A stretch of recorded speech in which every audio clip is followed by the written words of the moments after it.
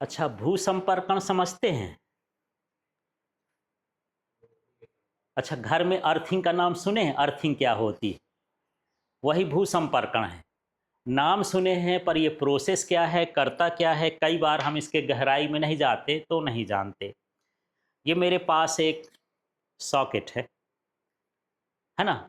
5 pin socket बोलते हैं। यदि आपको कुछ चीज़ चलाना होता है तो ये 2 में डाल देते हो तो चल जाता है। एक में लाइव वायर होती है जिसको क्या बोलते हैं, फेस। इसके पीछे यल लिखा होता है, समझना है, लाइव वायर। आपको यदि इसका कनेक्शन करना हो, पीछे तार जोड़ते हो तो ऐसे नहीं जोड़ देना। जो फेस की वायर होती है उसको किस में जोड़ना है, एल में, तो लाइव वायर हो गई। दूसरा हो गया न्यूट्रल, हो गया, है ना, जो उसकी न्यूट्रल की वायर होती है।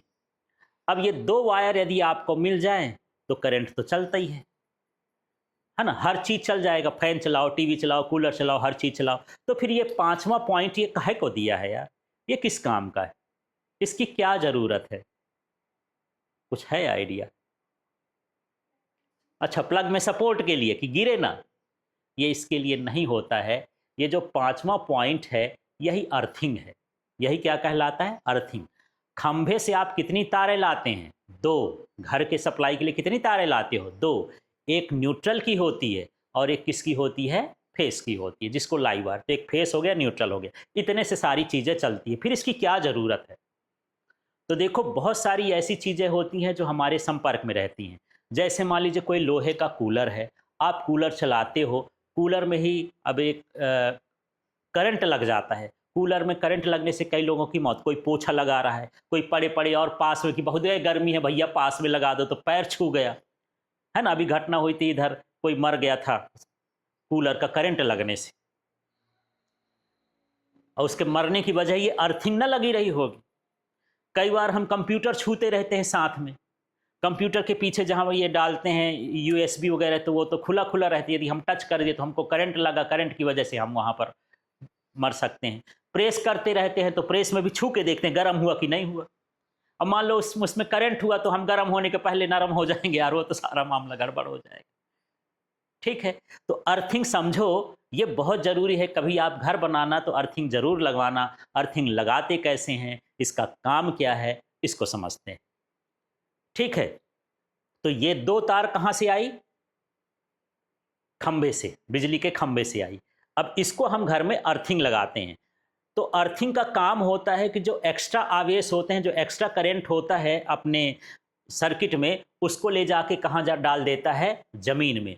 जैसे मान के चलो कि यदि आप कूलर चला रहे हो और कूलर आपका मेटल का बना है, लोहे वोहे का बना है, टिन के चद्दर का बना है, और पानी भी उसमें गिरता रहता है, उसकी वजह से उसके पूरे बॉडी में क्या आ जाता है, करंट आ जाता है। कभी छोटे बच्चे कोई भी छुआ तो करंट की वजह से या तो गिरेगा या झटका लगेगा या मर भी जाएगा।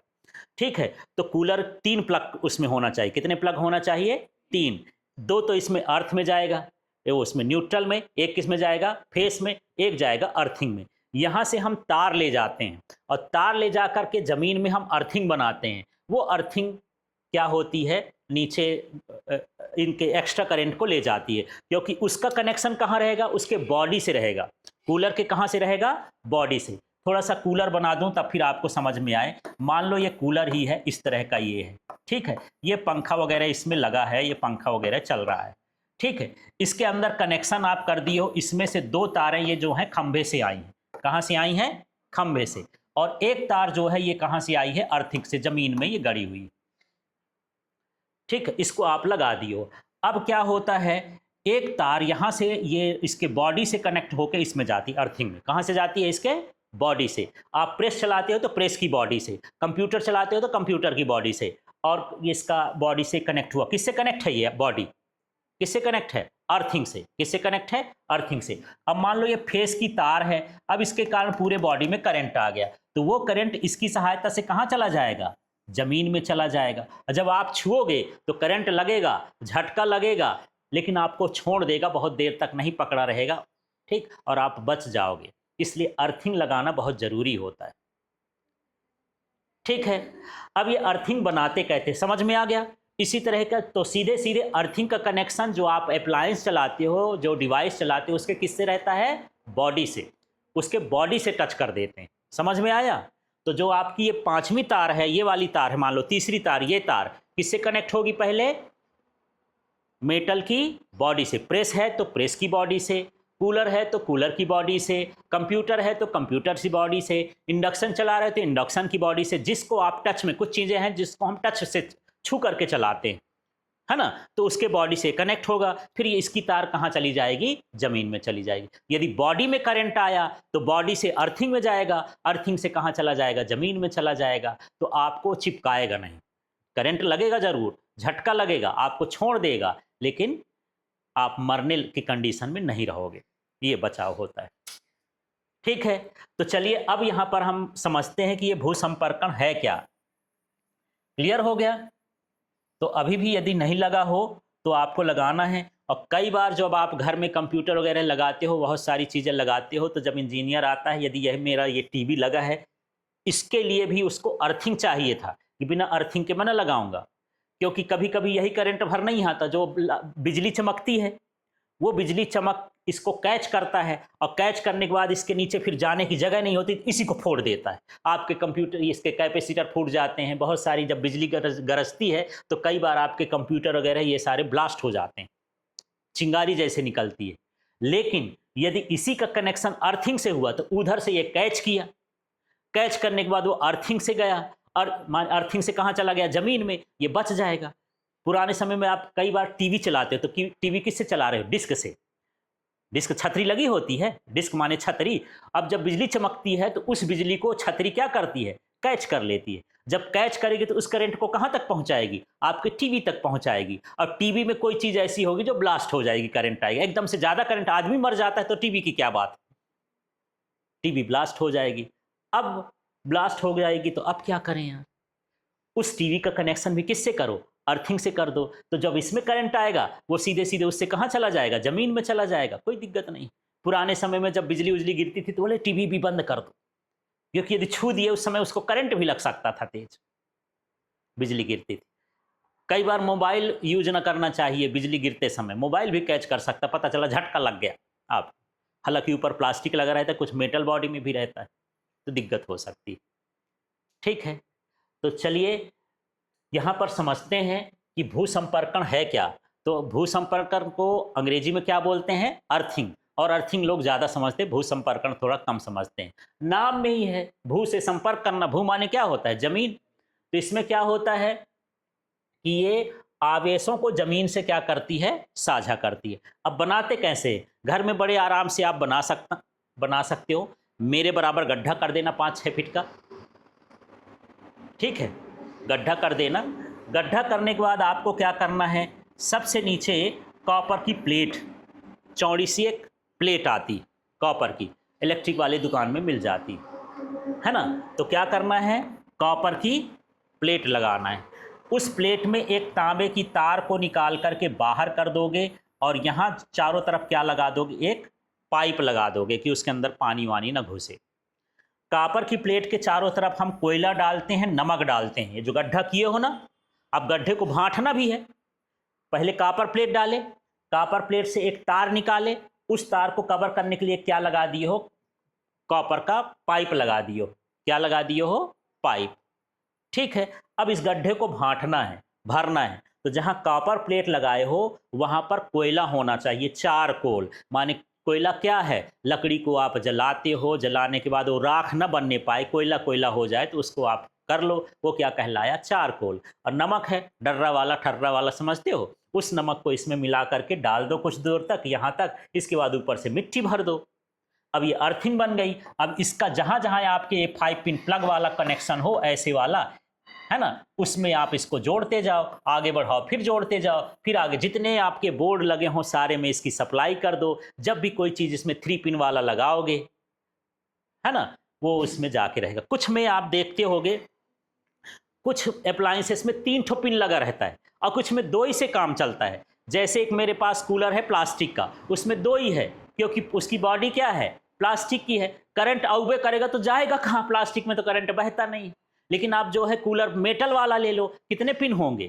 कितने पिन होंगे? कंपनी वाला 3 पिन देता है, सुरक्षा तुम्हारी रखता है। तुम अपने घर में सप्लाई नहीं करो तो क्या मतलब को 3 पिन लगाने, है ना।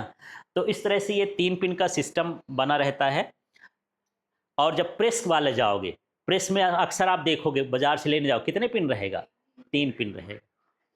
ठीक है, कई बार आप जो है ये चार्जर लेने जाते हो तो चार्जर में भी क्या होता है, 3 पिन। कभी हो सकता है कि उसके कारण करंट आ जाए, आप तो यहाँ खोस रहे हो, पता चला उसी में ज़्यादा करंट है, छू गया उधर तो आप निपट जाओ। तो ऐसे करंट को उसके सप्लाई कहाँ कर देते, अर्थिंग में, आपको करंट नहीं लगेगा। ये सारी चीज़ें रहती हैं। ठीक है, तो इससे क्या होता है, देखो तांबे की प्लेट को भूमि के अंदर गाड़ कर, ये गाड़ दिए तांबे की प्लेट को, है ना, इससे तार निकालकर, ये तार निकाल दिए, वैद्युत उपकरणों से जोड़ा जाता है। इसके सहारे हम वैद्युत उपकरण को, टीवी चला रहे हो, कंप्यूटर चला रहे हो, मोबाइल चला रहे हो, या फिर प्रेस चला रहे हो, कूलर चला रहे हो, उनके साथ इसको क्या करते हैं, जोड़ देते हैं। ठीक है, तो जोड़ा जाता है, जिससे विद्युत शॉक के समय आवेश कहाँ चले जाते हैं, कहाँ चले जाएंगे, पृथ्वी में, और वैद्युत उपकरण आपके क्या रहेंगे, सुरक्षित। आप भी सुरक्षित रहेंगे, वो उपकरण भी क्या होता है, सुरक्षित रहता है। ठीक है, अब आपने मोबाइल का चार्जर जो है यहाँ पर प्लग में लगा दिया और साथ में यहाँ पर मोबाइल को चार्ज कर रहे हैं आप। ठीक है, अब बिजली चमकी, मोबाइल उस बिजली को कैच कर लिया तो मोबाइल फूट सकता है। लेकिन आप चार्ज कर रहे हो तो क्या होगा, ये जो तीसरी वाली तार है, यहाँ से तीसरी वाली तार है, इसके बॉडी से कनेक्ट होगी, जो एक्स्ट्रा बिजली होगी ये इससे कनेक्ट है, किससे, इससे, और ये कहाँ चली जाएगी, नीचे। आपका ये सुरक्षित रहेगा, ना आपको करंट लगे ना उसको नुकसान होगा। इस तरह से अर्थिंग होती है। तो अर्थिंग का आइडिया समझ में आ गया। तो चलो मैं पूछूं कि अर्थिंग बनाओगे कैसे, क्या करोगे। सबसे पहले 1, 3, 4 फीट 5 फीट का क्या करोगे, गड्ढा करेंगे। फिर क्या लोगे, हाँ, कॉपर की प्लेट। ये कॉपर की प्लेट ये डिपेंड करता है कि आप कितनी जगह पर कितनी बड़ी सप्लाई देना चाहते हो, है ना। जैसे मुझे घर में ही करना है तो मैं 1 बाई 1 की ले लिया, 1 फीट लंबी 1 फीट चौड़ी। कोई 10-20 मंजिल का मकान है तो मैं थोड़ा ज़्यादा चौड़ा ले लूँगा, वो डिपेंड करता है। और जब कुछ ना मिले तो एक लोहे गाड़ देना। गांव में लोहे गाड़ करके अर्थिंग बना लेते हैं, है ना। राड हो, राड को ऐसे गाड़ो, कोयला वोयला डालो, पानी डालो, अर्थिंग तैयार हो गई। पर उससे थोड़ा खतरा रहता, छोटे मोटे घर के लिए ऐसा कर सकते हो। ठीक है, तो तांबे की प्लेट ले लिए। फिर क्या करोगे, तांबे की प्लेट से एक छूते हुए क्या निकालोगे, तार। और तार को सभी बोर्ड में क्या करोगे, सप्लाई में जाने दोगे। ठीक है, फिर उस तार के चारों तरफ एक क्या लगाओगे, पाइप। ठीक है, वो पाइप क्या है, कॉपर का हो सकता है, या फिर प्लास्टिक का भी लगा सकते हो, या फिर जीआई पाइप भी लगा सकते, कोई दिक्कत नहीं, इस तार की सुरक्षा के लिए। ठीक, फिर क्या करोगे, कोयले का और नमक का मिश्रण भरोगे।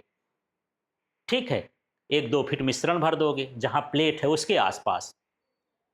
इसके बाद फिर उसके ऊपर से क्या लगा दो, भर दोगे मिट्टी। बस अर्थिंग तैयार हो गई। इतना तो अर्थिंग तैयार करना और इसी को लिखना है कि तांबे की कॉपर की प्लेट को, तांबे की प्लेट को जमीन के अंदर गाड़ देते हैं, उससे तार निकाल देते हैं, तार को विभिन्न अप्लायंस उपकरणों से जोड़ देते हैं और इसके नीचे चारकोल और इसका मिश्रण भर देते हैं। तो इसे हम क्या कहते हैं, अर्थिंग। ठीक है।